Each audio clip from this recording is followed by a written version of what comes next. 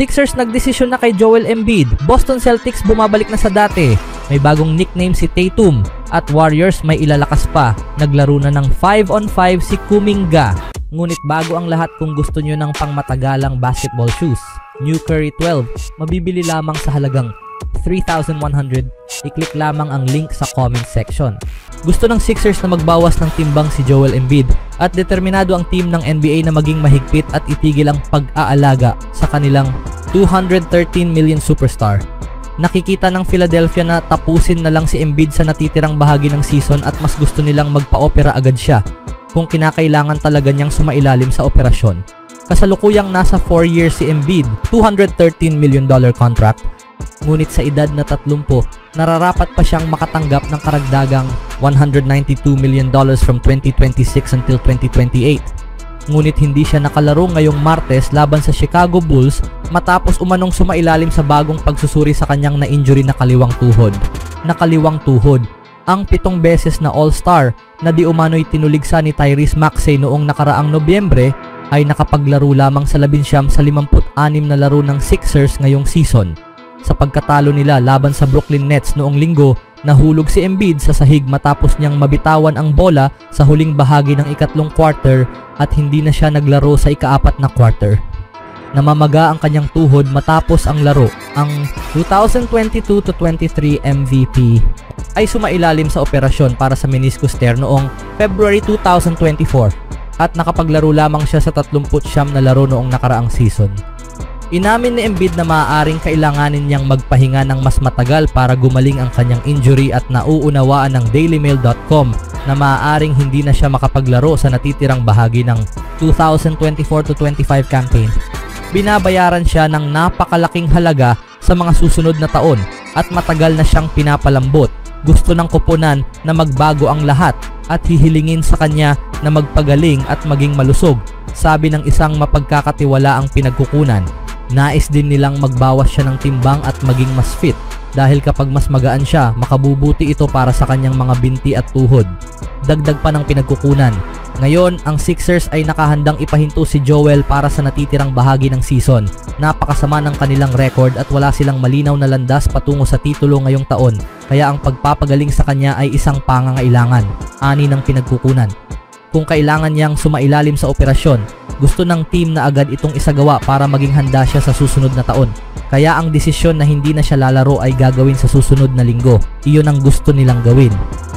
Ayaw ng koponan na lalo pa siyang masaktan.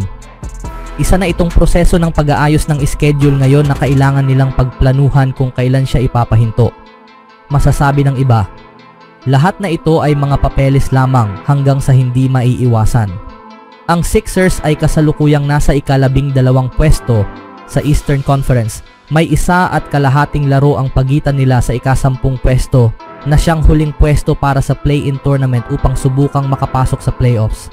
Ngayong season, si Embiid ay may average na 23.8 points, 8.2 rebounds at 4.5 assists while shooting 44.4% from the field. Anong masasabi niyo mga kaibigan sa plano ng Sixers kay Embiid? Sa ibang balita naman, matapos ang kanilang paghihirap noong buwan ng Disyembre at sa pagpasok ng Enero, natagpuan na nina Jason Tatum at ng Boston Celtics ang kanilang kumpiyansa pagkatapos ng All-Star Weekend. Nanalo ang Celtics ng 5 sunod na laro at siyam sa kanilang huling 10 laban salamat sa husay ng kanilang 6 na beses ng All-Star. Si Tatum, 1 taon matapos masungkit ang kanyang unang kampeonato, ay tumulong sa Boston na talunin ang Cleveland Cavaliers at 2 beses ang New York Knicks sa kanilang kahangahangang panalo kung saan siya ang nanguna sa koponan sa puntos, rebounds at assists. Mula nang magbalik ang dating anyo ng Celtics noong kalagitnaan ng Enero, si Tatum, ang former star ng Duke Blue Devils, ay nagkaroon ng bagong palayaw habang hinahangad niyang makuha ang unang sunod-sunod na kampyonato sa NBA mula noong Golden State Warriors noong 2017-18 season. Bagaman tinatawag na siyang JT ng maraming NBA fans, ang bagong palayaw ni Tatum na The Anomaly ay nagsisimula ng sumikat. Maging ang Basketball Reference ay isinama na ito sa kanyang bio. Tila nagustuhan ng mga NBA fans ang bagong palayaw ni Tatum at nagbigay ng kani-kanilang reaksyon sa social media. Napapasaya ako nito. Natutuwa akong kinikilala na si Tatum bilang The Anomaly sa mga sports pages, sabi ng isang fan.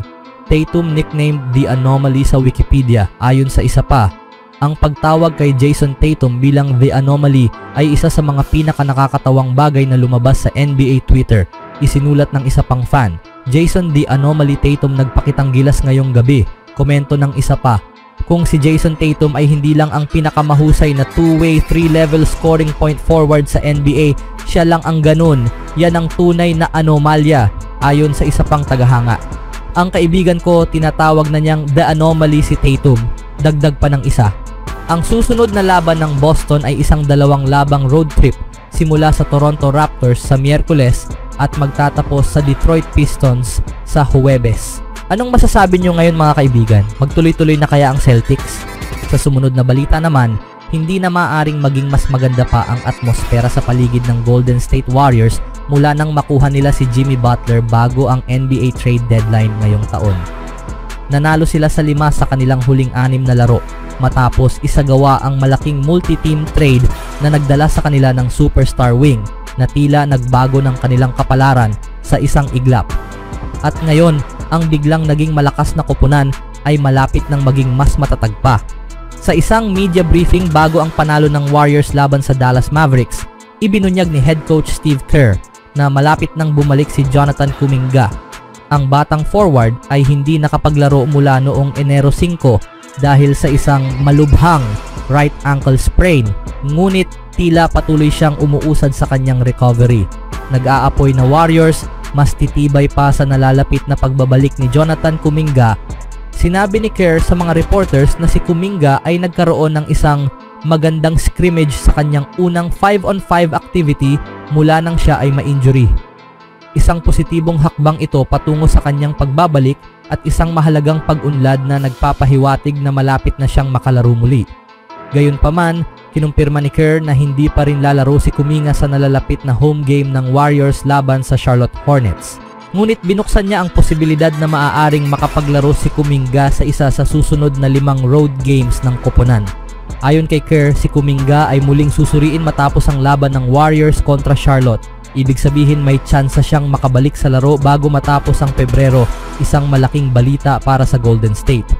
Bago dumating si Butler at habang wala si Kuminga, kulang ang Warriors sa mga maasahang scorer na makakatulong kay Stephen Curry. Ngunit sa pagdating ng legendary sharpshooter at ang potensyal na pagbabalik ni Kuminga, maaaring magkaroon na ang Warriors ng 2 matibay na scorer na may kakayahang umatake sa loob at dumiskarte sa ilalim ng rim. Ang kombinasyong ito ay maaaring maging bangungot para sa mga kalaban sa depensa. Bago siya ma-injure, nagtatala si Kuminga ng career high averages na 16.8 points, 5 rebounds at 2.2 assists per game. Sa presensya ni Butler, maaaring umangat pa ang laro ng Warriors sa natitirang bahagi ng season. Anong masasabi niyo mga kaibigan sa pagbabalik ni Kuminga?